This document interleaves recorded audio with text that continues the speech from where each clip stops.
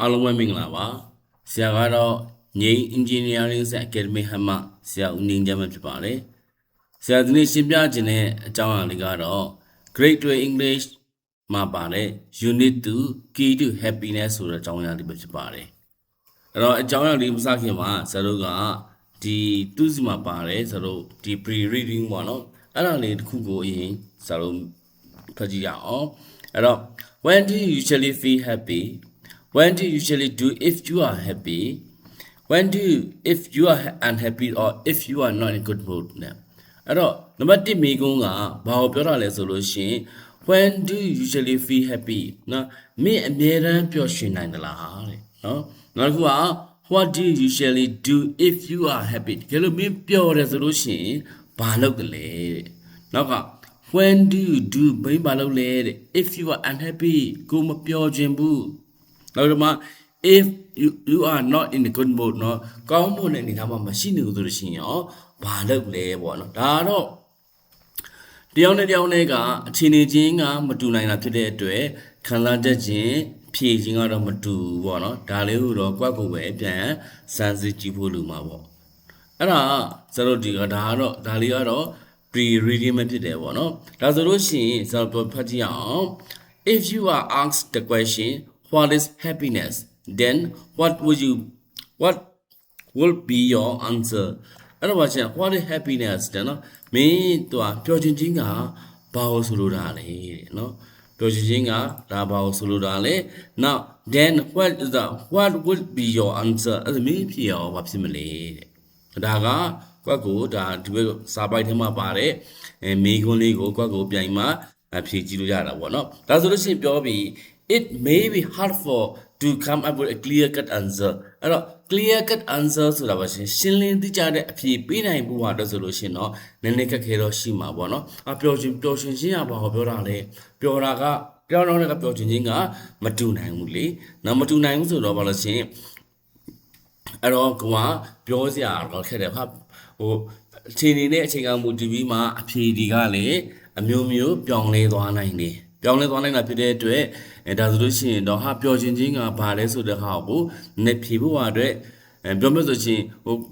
ရှင်းစွာတာပြောတယ်လို့မုံစားတာပြောတယ်လို့အိမ်ကမုံမှုပေးတာပြောတယ်လို့ဒါအမျိုးမျိုးရှိမှာပေါ့နော်ဒါပေမဲ့လေအဲ့လိုမျိုးရှင်းလင်းတိကျတဲ့အဖြေပေးဖို့အတွက်ဆိုလို့ရှိရင်တော့နည်းနည်းလေးတော့ခက်ခဲရှိလိုက်ပါမယ်တဲ့Your answer may be different from those of other people အဲ့တော့ဘာလို့ချင်းကြောက်တော့လည်းအဖြေကတော့မတူနိုင်ဘူးပေါ့ဒါပေမဲ့ဒါမဟုတ်ဘူးဒါပေမဲ့ဆိုလို့ရှိရင် the definitions of happiness may change over time အချိန်နဲ့အမျှသူ့ရဲ့ definitions အဓိပ္ပာယ်ဖွင့်ဆိုချက်ဆိုတာဟာတဲ့လာပြီးမှပြောင်းလဲသွားနိုင်ပါတယ် today views on happiness may be different one tomorrow ဒီနေ့ပြောရပေမဲ့နောက်နေ့ကျလို့ရှိရင်တော့အဲ့ဒါပြောက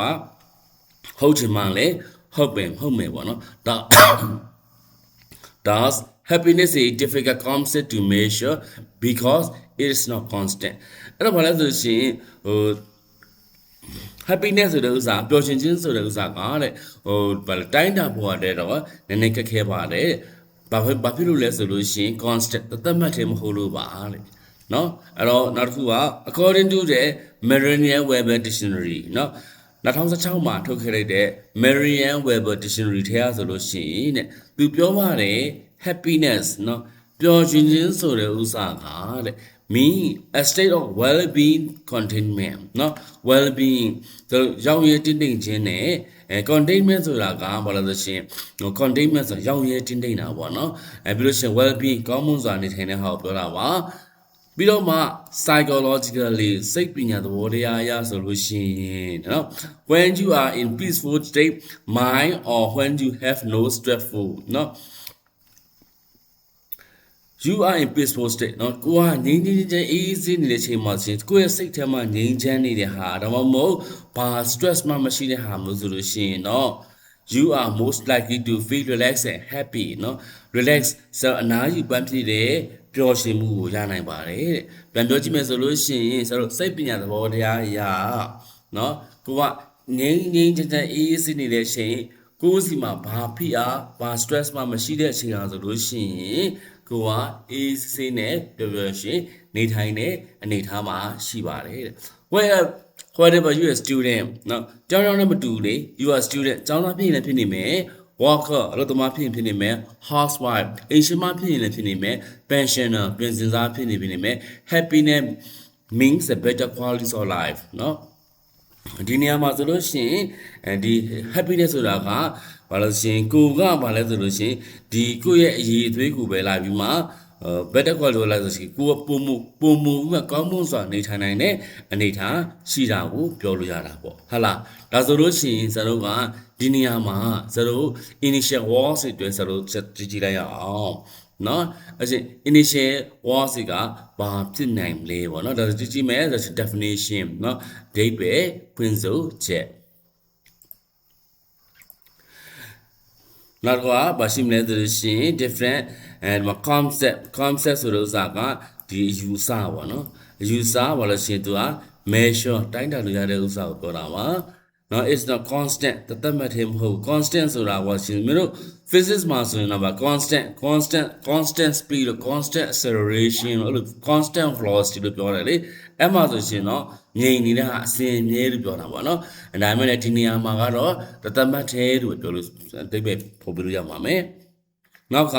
containment เนาะဒီမှာဇီမီခွန်းထဲမှာပဲတခုနောက်ထပ်ပါလာ containment ဆိုတော့ကရောင်ရည်တင်တင်မှုပြောတာပါเนาะ psychologically စိတ်ပညာသဘောတရားအရာเนาะအဲ့ပြီးတော့မှ when we peaceful ကိုလည်းဆိုတော့ဒီမှာဒီဟိုပါပေါ့